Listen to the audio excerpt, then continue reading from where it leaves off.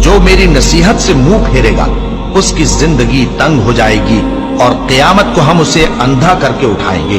वो कहेगा कि मेरे परवरदिगार, तूने मुझे अंधा करके क्यों उठाया?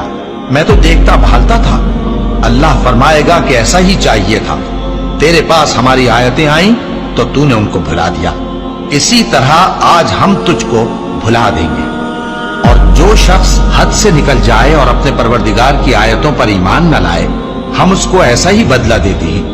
और आखिरत का अजाब बहुत सख्त और हमेशा बाकी रहने वाला है। तो क्या ये बात इन लोगों के लिए मूजिब हिदायत न हुई कि हम इनसे पहले बहुत से फिरकों को हलाक कर चुके हैं जिनके रहने के मकामात में ये चलते फिरते हैं।